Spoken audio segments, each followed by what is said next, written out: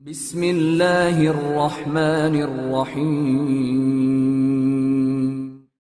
Ada ayat yang paling luar biasa dalam bahasan kita ini teman-teman sekalian, dan ini saya minta ini kita lebih banyak fokus tadaburnya, khusus ayat-ayat ini, karena ayat ini Allah kayak sedang berbicara sama kita kejadian akan datang, tapi kayak live, kayak langsung kita hadiri.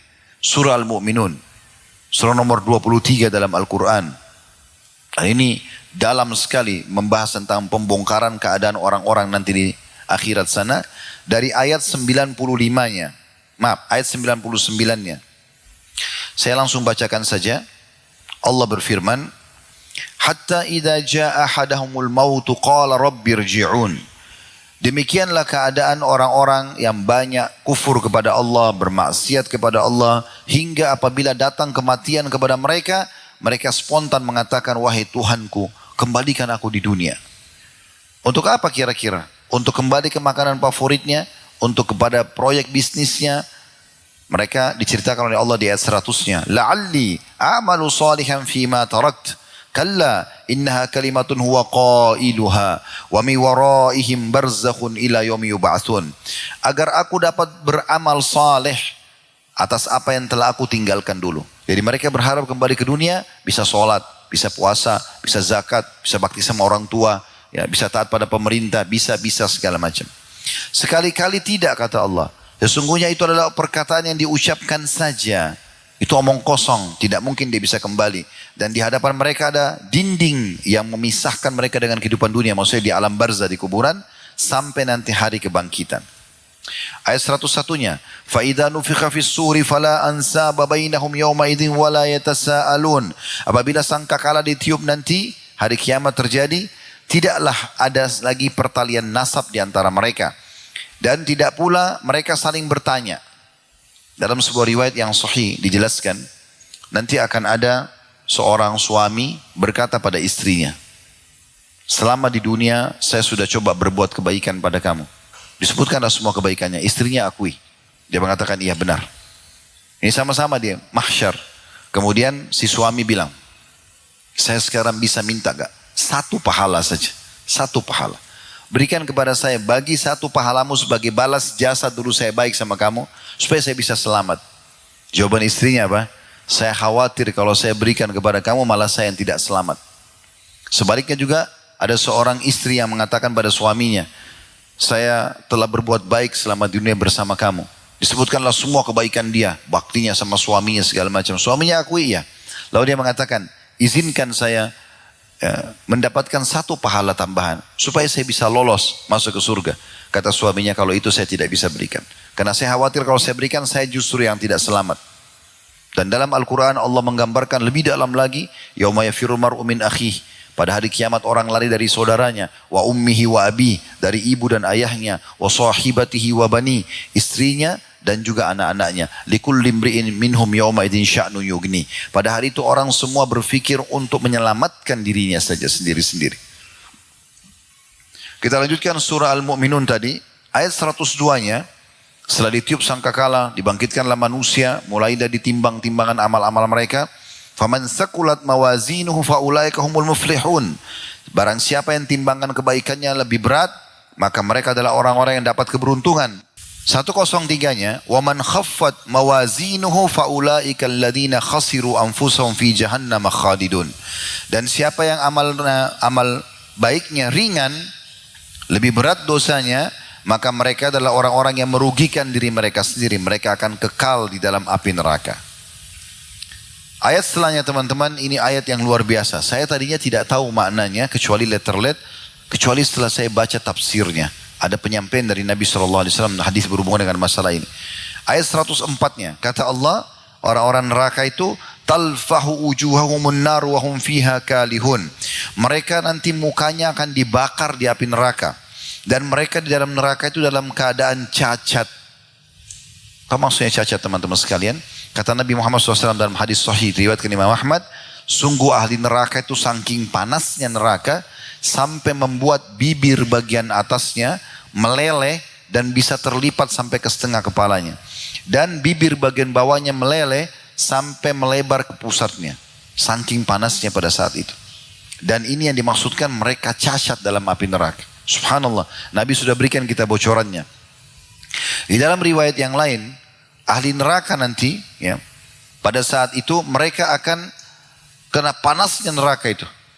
Ya, kalau di dunia ini ada orang yang mencuri misalnya, maaf, ini contoh saja, mencuri, lalu digebukin oleh masyarakat.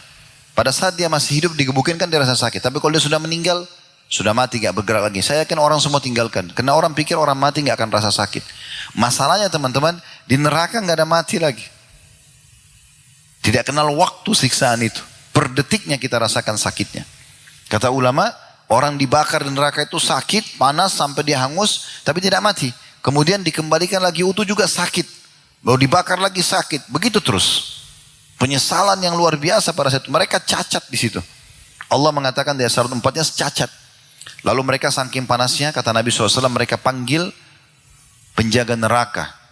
Para malaikat Zabaniyah. Yang Allah bilang, فَلْيَدُّ أُنَادِيًا سَنَدُّ الزَّبَانِيَةِ. Mereka boleh panggil siapa saja di neraka terserah. Tapi kami akan panggil dan suruh Zabaniyah. Para malaikat-malaikat yang perkasa, yang keras, kasar. Yang khusus untuk menyiksa memang. Maka mereka panggil, wahai para malaikat Zabaniyah. Coba minta kepada Allah agar meringankan azab buat kami 1 hari saja. Maka malaikat tidak menjawab mereka. Dalam riwayat ini kalau seingat saya disebutkan 500 tahun tidak dijawab. Mereka terus disiksa, tidak dijawab. Setelah dijawab pun para malaikat mengatakan, ya, kalian tidak akan pernah bisa keluar. Enggak ada keringanan. Sudah datang ayat-ayat Al-Quran, sudah datang ayat-ayat Allah, sudah datang utusan Allah. Kalian tidak mau beriman. Sudah dikasih waktu yang cukup di dunia, kalian tidak mau beramal saleh, tidak mau tobat dari dosa-dosa. Lalu kata Nabi SAW, mereka panggil Tuhan mereka. Ya Allah, tolong kami. Tolong kami. Nah di sini teman-teman sekalian, pada saat mereka panggil Tuhan mereka, kata Nabi SAW, Allah tidak menjawab mereka seumur dunia. Berapa miliar tahun tuh umur dunia? Karena manusia kita ini teman-teman, makhluk ini, manusia ini makhluk terakhir di dunia. Sebelum kita sudah ada jin, sudah ada hewan-hewan. Ini semua sudah ada sebelum kita. Kita ini makhluk terakhir Allah ciptakan.